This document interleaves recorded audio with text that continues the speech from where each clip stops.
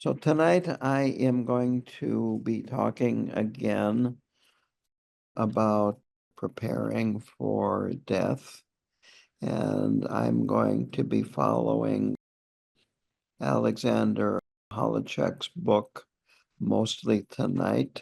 And it begins here on page 26, and it's titled Doctrinal Preparation. To begin with, he feels that this, of course, would agree with what Khenpo Karthar Rinpoche and our other teachers would say. It's very good to learn about the bardos, to prepare for them. It's like studying a map. And then after you die, you've got a better chance of knowing where you are and what you need to do. So in the framework of view, meditation, and action, which is frequently used in Tibetan Buddhism, used in a way to explain how to progress around the spiritual path. The proper view is to learn about the bardos.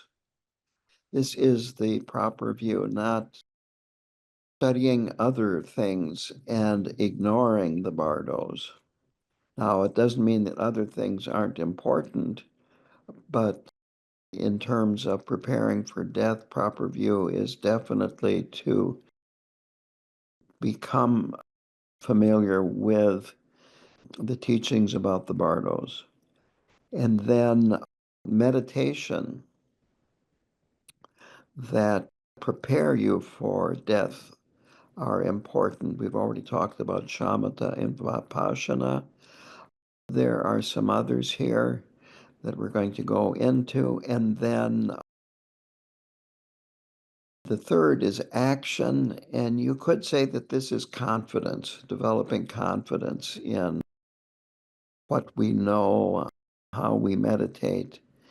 And when you are dying, you really want to have a feeling of confidence, if that's at all possible. The Tibetan word for meditation is gom or gam, as we Westerners, or at least in Wisconsin, pronounce it. Maybe if you are familiar with gam den, those blocks that are about 18 inches this way, 6 inches high. Yeah, Chogyam Trungpa designed them, and they're gam dens, meaning you sit on them to meditate. It's a base for meditation. So gam, or it's pronounced Gom, is to become familiar with every aspect of your mind, to make friends with your mind and yourself. And I like this. He says that learning how to face ourselves is learning how to face death.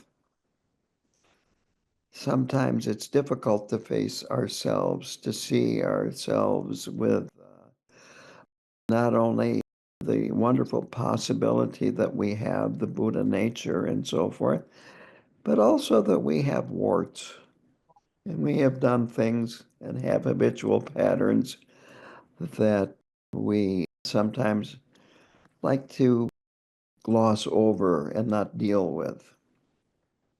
But seeing ourselves clearly is very, very important. To become familiar with the bardos, you have meditation, which helps us get to know our mind, and then studying the bardo teachings. Here is a quote: "Death is never the enemy. Ignorance and unfamiliarity is the only enemy. Practice and study defeats this enemy." This book, as we are going to continue in many classes after this, one of the themes is this aspect of the mind that dies during the bardo of dying. the wisdom aspect that is revealed during the Bardo of Dharmata. That is this Bardo where the deities arise and they are aspects of our mind. And then in the Bardo of Becoming, we have our confused aspects re-arising. He feels that this is why people experience the Bardos differently, because we have different aspects of confusion.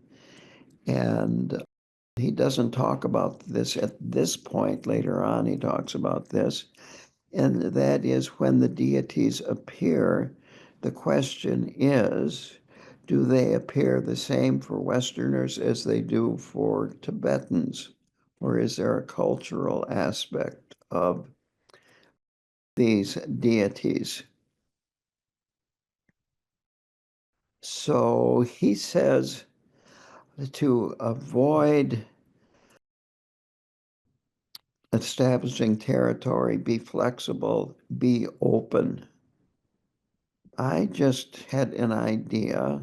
What my idea is to show you a picture of Talopa that I took off of Kenpo Tenkyong's Facebook page, which is a Western style painting of Talopa. And this is what I mean by our culture may influence how we see the deities. Now, Talopa isn't a deity. I'm not an art expert. What style is this? Is it Renaissance? That's what I would have guessed immediately. Yeah, yeah. So that doesn't look like a Tibetan Talopa. Doesn't look much Western either. Ah, okay. Anyway, there you have it. You get the idea that what you see is coming from your own mind. So to go on here now, the instructions that you hear now can be recalled after death. Our minds are much, much clearer in the Bardo than they are now.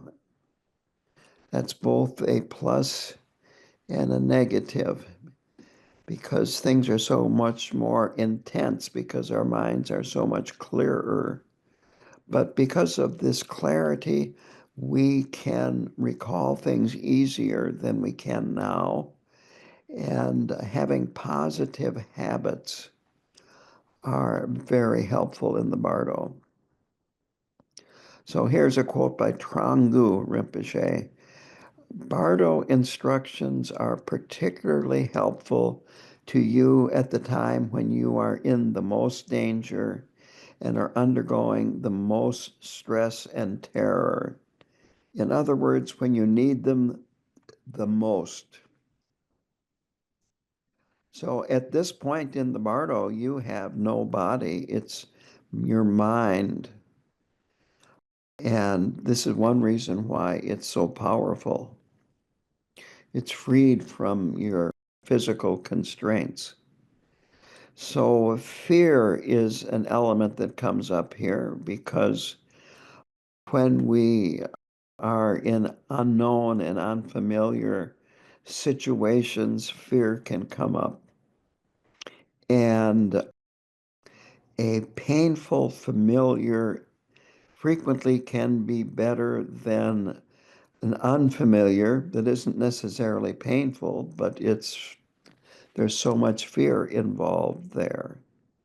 So we conquer and transform death by becoming familiar with it. And this is why we study and practice, and we transform the ignorance about death, and we transform fear into fearlessness. Ignorance becomes knowledge, fear becomes fearlessness. So to go on here, that too much familiarity with the physical world that we live in, our superficial confusion, our temporary confusion, will not work very well in the bardo. This is one of the problems that we have. And so we need to become more familiar with our innate wisdom. We need to be more familiar with these teachings. And he goes on to say that training for the bardo results in traveling the path while we're alive. We lead a good life. And then training in the bardo while we are alive will result in a good death. And then he talks about, I don't know if he mentions the bardo of sleep, but he says that when you go to sleep, in a way you die, and when you wake up the next morning, you are reborn. But this is considered the bardo of sleep. And bardo means gap between two states. And there's also, he mentions the death of one thought and the birth of another. This is something that when you meditate doing shamatha, you eventually have the opportunity to see how one thought ends, and then there's a gap, and then another thought arises. I've heard it explained like train cars. You're in your car on the highway, and there's a railroad crossing, and the train is zipping by at high speeds, and you don't really see the space between the cars. But then as the train slows down, you start distinguishing that one car ends here, the other car starts over here, and you've got a gap between the one car ending and the next car beginning. So we can become aware of this. The next point is Tonglen. Tonglen is an excellent practice for the bardo. It is taking the suffering of others and giving out our own goodness to others, sending happiness to others and taking away their suffering. This is what's called a reverse meditation. It's called reverse meditation because it reverses this habit of ours to always place ourselves first. And my personal opinion is that in the West, it is so common to feel poorly about oneself, to have a poor self-image. It can be beneficial to start with yourself when you're doing Tonglen. Very simply, if you don't have compassion for yourself, how can you have it for other people? We can get confused and think that, well, if I just do enough good things for other beings, then somehow or another I'm okay. But underneath it all is this very low opinion of yourself. So it's good to reflect on our good fortune for having met the Dharma. It's good to consider over and over again our Buddha nature and our inherent perfection. And you can attain enlightenment through death. You have the Sangha to help you. Even if they're at a distance, they can do prayers. And you can do Tonglen as you are dying, and you can do it when someone else has died. And Tonglen, first of all, when you are breathing in the suffering of another being, sometimes difficult to do that because you're afraid that you're going to actually take on that suffering. And of course, it's imaginary. Khenpo Karthar Rinpoche said this to Lama Kathy. If you imagine eating a meal, do you fill up? So when we're imagining breathing in the negativity and suffering from another being, we don't really bring it into our being. We're not actually taking that suffering on ourselves.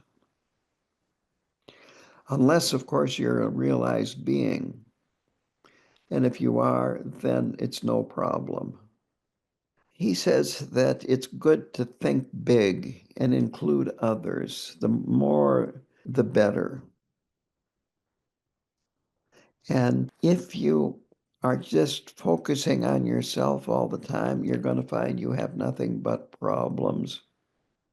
I like to say suffering is optional. Problems, we can have pain, we can have difficulty and so forth, but we don't have to compound it into suffering by focusing on it all the time.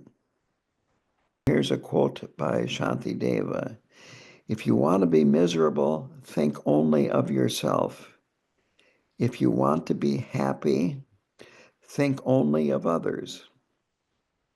Tonglen is a way to practice this, and the author says that Trungpa Rinpoche also felt that this was a very important practice.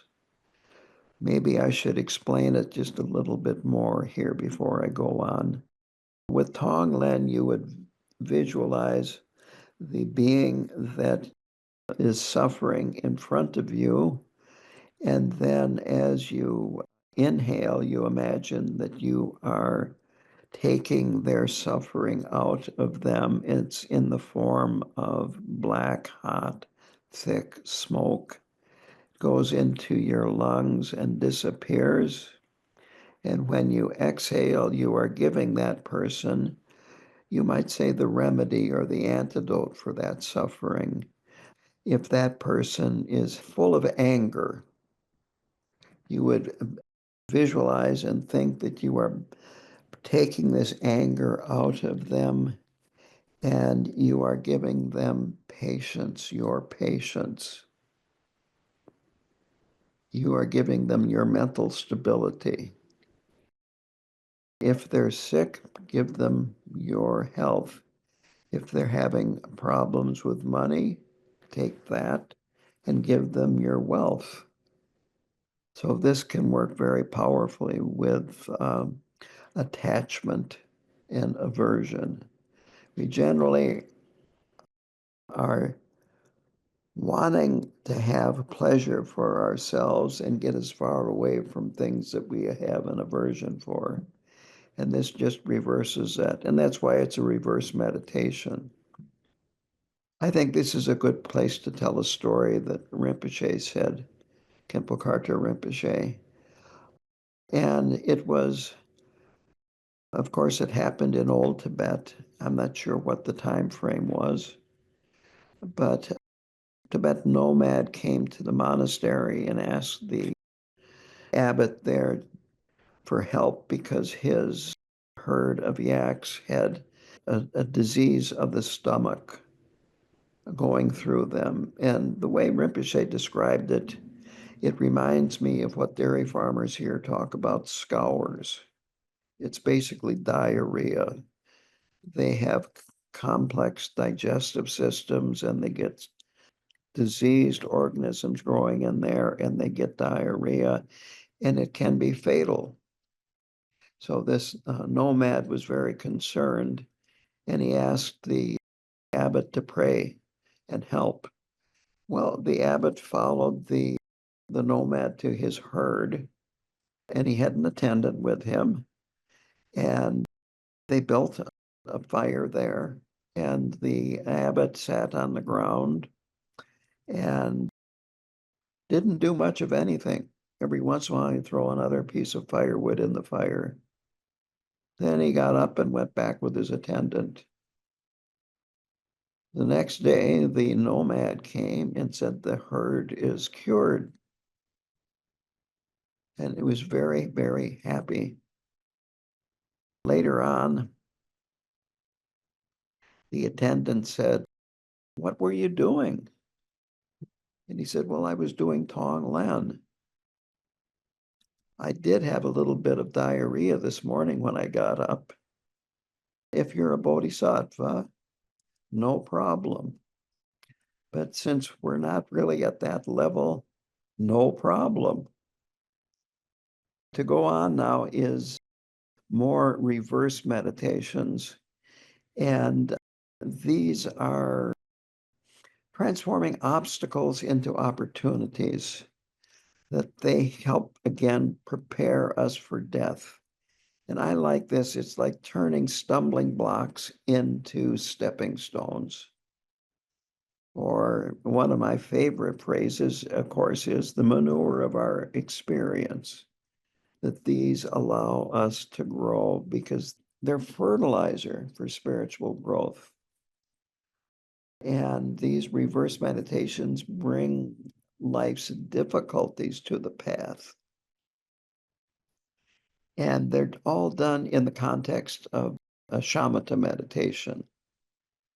Now, I've talked about Tonglen already, and I guess I didn't mention this about Tonglen, but it's good to do a period of shamatha before you start Tonglen. And when you finish, it's good to do again period of shamatha meditation to help calm your mind down, because it can get your mind, shall we say, wild, because you're doing things that are difficult to do. So another reverse meditation is pain meditation. We have different kinds of pain. Frequently, it's physical pain associated with dying, with disease. Again, pain is unavoidable, suffering is optional. And I think we all would agree we want it to be optional, the suffering part. So what you do with this meditation is you bring pain into your experience, but it's on your own terms. And he talks about biting your lip or your tongue, digging a nail into a part of your hand, just looking at the sensation, you might say, exploring the sensation, going into the pain. I know Mingyur Rinpoche has given a lot of teachings on pain meditation, and asking yourself, well, what is pain? What is it made of? Where is it? But just investigate, get to know it, meditate on it. So a sign of success is that the pain probably will still be there, but the suffering goes away. And this can really change the relationship you have with pain. Rinpoche said this about Tonglen, but I think that this would be appropriate to say about pain meditation too. If you have a piece of printer paper that you've curled up into a very tight cylinder, and if you want it to lay flat, you unroll it, but it won't lay flat because it'll want to curl up again. So the way to make it lay flat is you flip it over and curl it up the other way, and then uncurl it and it lays flat. And so these reverse meditations are a bit like that. Tonglen is a bit like that. So you would do this for the pain meditation for short sessions, and it's easier to work with pain this way, and you transform it on our own terms. rather than when, let's say, you broke a leg. This requires diligence and repetition, but slowly you start seeing the pain differently, and you can increase the level of pain too as you are progressing in this type of meditation. There's a quote here from Punlop Rinpoche.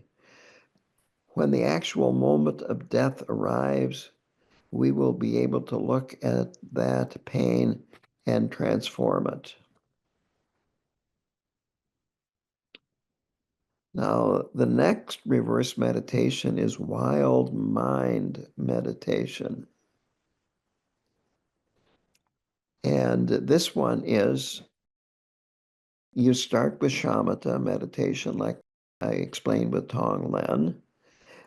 And then after you've calmed down a little bit from shamatha, do things to make your mind as wild as possible, to bring up anxiety, guilt, anger. This was one of the subjects he mentioned, politics. If politics today in the United States doesn't make your mind wild, I don't know what will. But just get your mind going so it is totally wild. And then here is the metaphor, is then sit in the eye of the hurricane. The eye of a hurricane is calm. So while your mind is going wild, be with that, but be with it calmly. Watch the chaos, he says, like you're watching a movie. It is easier to watch a movie that is, shall we say, lighthearted, light touch, and watch it rather than getting sucked into it. Watch it from a distance, you might say, so that you don't get sucked into all the thoughts that go with this. And again, this is great advice for politics right now. So try to maintain this inner peace.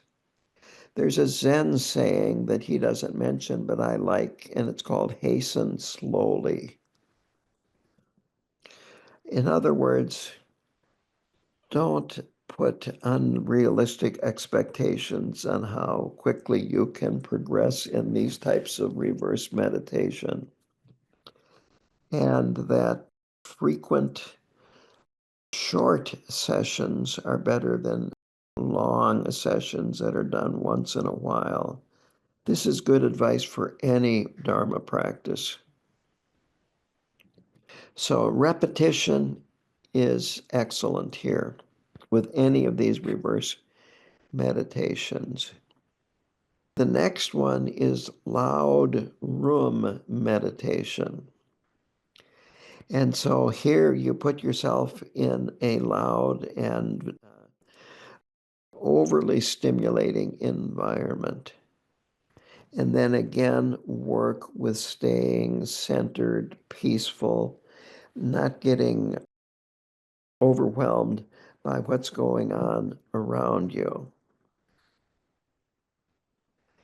And there's a quote here by Toku Urgyen Rinpoche. If you can't practice under these conditions, how you'll ever practice in the bardo? So you would take in the chaos, so to speak, and give back order. I remember attending a teaching once where the Rinpoche said, you can go to a crowded beach and have a good time. So why get concerned about having a lot of distraction around you when you're meditating?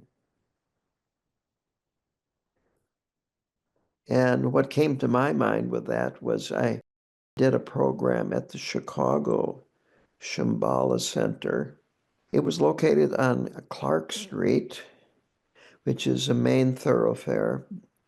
There was a bar right across the street from the center. The center was up, I think, on the third floor of this old building. And the elevated, the L, the Chicago L, transportation, went by the rear of the building. And when you were in the bathroom and the elevated train went by, you could literally see the whites in the eyes of the passengers. And things are vibrating and loud and everything. And so you're in the shrine room, you can hear these trains going by, you can hear drunks out on the street. There's traffic. Well, that's where they met. And here, for free, you get donkeys. If you have been here, there's a herd of donkeys across the highway from me, and some of them act like jackasses. And he talks about going to India, Nepal, plenty of noise and activity there. But these reverse meditations, they all lead to equanimity, to being able to relate to whatever arises without attachment or aversion or ignorance, just being with it and letting it alone. So you don't cultivate pleasant experiences, you don't avoid unpleasant ones, you just work with it. And of course, the reason for this is that distraction is one of the biggest problems during the bardos. And it's one of the biggest problems that we have when we're alive, that there's so much to get distracted by. So these reverse meditations help us with distraction and being able to avoid getting distracted. Now, the next one is horror movies, watching them. And Alexander Holecek talks about Khenpo Karta Rinpoche teaching this. I had never heard this before. Lama Kathy maybe would be the one to ask about this, and I did not ask her. Be that as it may, watching horror movies is another reverse meditation, and it works with fear, and of course, fear is a big problem in the bardos. So it's important to not give in to fear. So he says, watch horror movies. He said, do it at your own pace. He was talking about pushing the pause button, maybe even turning it off and come back another day. The idea is to develop a relationship with fear and to be able to, you might say, control the fear rather than the fear controlling you. And the same thing could be said for anxiety, which just is another way of putting it. If we give in to the fear, then in the bardo, you're going to take a birth that is not nearly as auspicious as what you could. And it might be a birth in the lower realms that you want to avoid. Again, the author says, I find reverse meditation very difficult and that a lot of revulsion arises. I will add this, if you're trying this and you're having nightmares, that might be better not to try it, that there are other ways to work with fear and so forth. I was once asked after a teaching, when I watch a horror movie, I have nightmares, what should I do? And my answer was, don't watch them. When I was young, I used to have nightmares, and they can be very terrifying. So you really don't want to encourage that kind of experience. Anyway, to sum this up, the reverse meditations allow us to replace our negative habits with good ones, and it's possible for our wisdom to replace confusion when difficult situations arise. Now, the next section is Pure Land practice. And I'm going to give a reference here. In Mountain Dharma, Volume 4, there is a chapter called The Guide to the Quest for the Jewels, Choosing a Pure Realm. And this will have in it very detailed information about the various pure lands and what they are like, and the advantages and disadvantages of being born in each of them. Khenpo Karta Rinpoche, as well as Karma Chagme, feel that Dewa Chen is by far the best one to be reborn in. And the deity in Dewa Chen, of course, is Amitabha.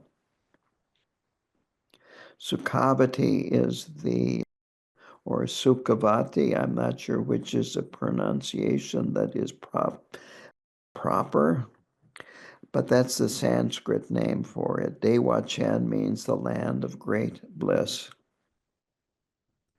And what we can do to be reborn in Dewa Chen, A, is while we're alive, accumulate merit and engage in virtuous behavior. Secondly, purify our obscurations in this life. So the Vajrasattva practice of Nundro is an excellent purification practice. I used to hold Nyungnes here. That's an excellent purification practice. They have them at KTD from time to time and at other centers. That's an excellent purification practice. There are also other prayers that are purification practices. So purify our obscurations in this life while we're alive, and then engage in acts of generosity, any kind of practice. Do prostrations, circumambulate stupas and other sacred sites, and so forth. And then dedicate the merit of your practice to rebirth in Dewa Chen. Have that merit focused. And then through all of this, you guide your life in the right direction, with also aspirations at the beginning of any kind of virtuous activity, or even the beginning when you get up. May I, when I die, be reborn in Amitabha's pure land of Dewa Chen. So keep focused on being reborn in a pure land.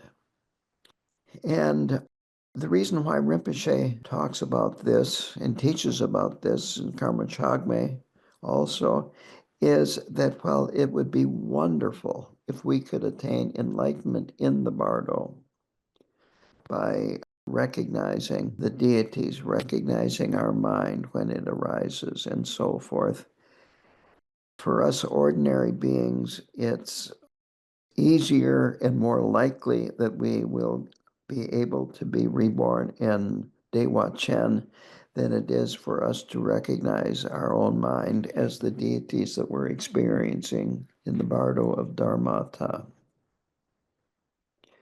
Now, birth in Dewa Chen is not total enlightenment.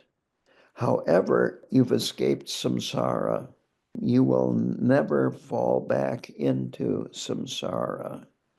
So you're free of aging, sickness, death, and all the problems that come with aging, sickness, and death.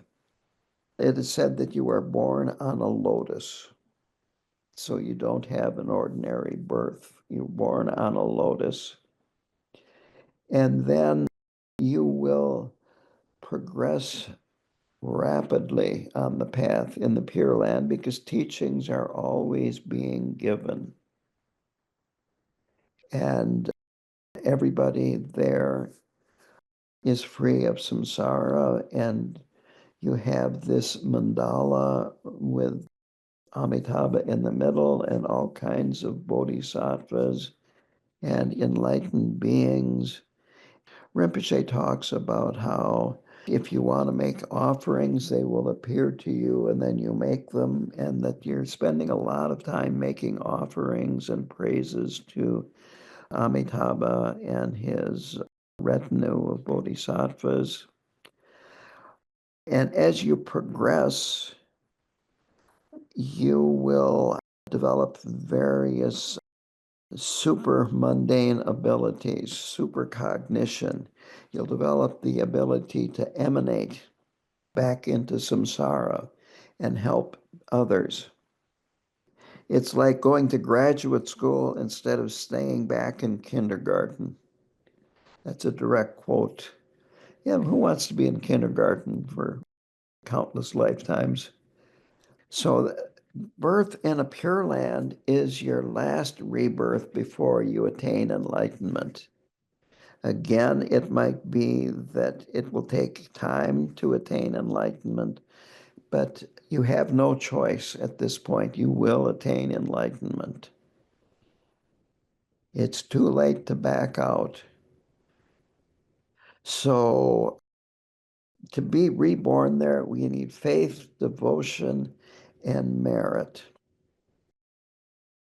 The other Pure Lands, all, well, with a few exceptions, and they are in this chapter of Volume 4 of Mountain Dharma. But most of the other Pure Lands require the experience of attaining the first bhumi, emptiness. This is why being reborn in Dewa Chen, which does not require attaining that level, why it's easier. He talks about how Pure Land traditions in Korea, China, Japan, and so forth, how they're different. And that's an important point to remember. Here at our center, Hay River KTC, every month we do Amitabha and the Dewa Chen prayer. We do that after we do Chen Rezi. And there's a reason why we do it, and this is preparing us for death and this aspiration to be reborn in Dewa Chen. So faith in Amitabha and his Pure Land is the most important factor in being reborn there. If we really believe in this Pure Land and the power of Amitabha to help us at the moment of death, we probably will be reborn there. The Dewa Chen prayer, I did not include it here in my notes, but it is the one that is done after we do the mantra in the Amitabha practice. Emaho no sar sanje nang wataye dang yesu jo tukbe chen bodang. That one. And it is excellent to repeat that anytime you want to. It sounds like it was written by Karma Chagme. So it might be good, as I'm giving this teaching, for me to give a teaching on Amitabha at some point at the KTC. Maybe I'll put that on my to-do list. So anyway, going on here, Tulku Nima Rinpoche describes a short Amitabha practice that could be done every night as you are lying in bed.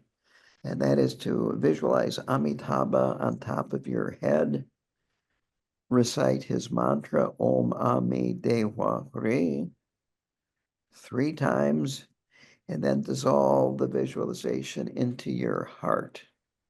And then feel that you have bliss and light that's been absorbed into your heart. And then go to sleep, feeling that you have Amitabha there. I want to make this point. Westerners think that the mind is up here. Tibetans think that the mind is in the heart. And of course, a person that really has experienced the ultimate nature of mind, they realize mind has no location. But since we are still confused, visualize your heart, your mind, and your heart center.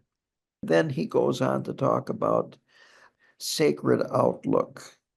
And when we are done with Chenrezig or Amitabha, then we take with us the best that we can, that all forms that we see are the body of Chenrezig, or the deity, and we're visualizing ourselves as Chenrezig during the Amitabha practice, and that all sound is the sound of mantra, and all thought is the mind of the deity. That's pure sacred outlook or pure perception. And this too prepares us for the bardo, because when we are in the bardo of Dharmata, that's exactly what we are seeing, even though it might be frightening because of its intensity, its size, and so forth. But if we can keep that in mind, this shifts things in our mind, and they don't seem so foreign, so frightening, and so forth. And this also removes passion, aggression, and ignorance, because they're just the mind of the deity. So I'm going to sum this up by saying that what causes rebirth in Dewa Chen is faith, confidence, trust, and then also merit and good deeds and positive habitual patterns.